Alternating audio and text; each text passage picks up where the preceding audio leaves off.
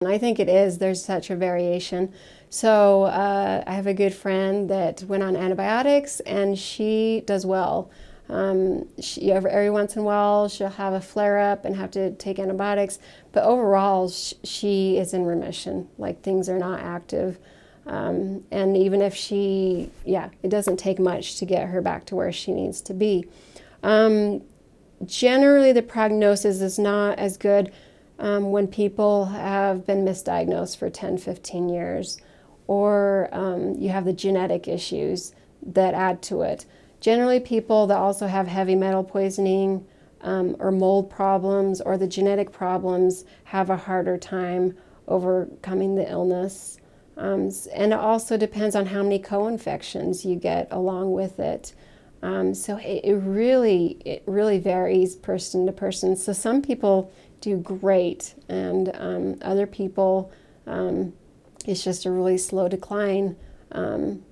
It's usually people who relapse multiple times or can't do antibiotics. It's a poor diagnostic because then you have to look at other options, and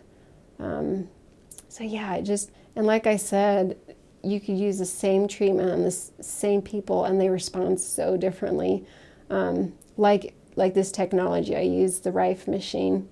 Some people just don't respond to it energetically, or they have EMF sensitivities that make it that they just don't do well with it. For me, I respond really well for it. I remember the first time I ran, uses a plasma bulb. The first time I used it, I could just feel it in my brain, these bacteria.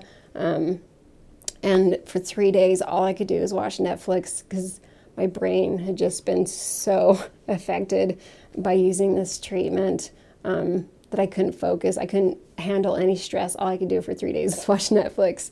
So some of these people are bedridden, paralyzed, can't function, and other people are out exercising, and they have to be careful to keep their immune systems up but do well.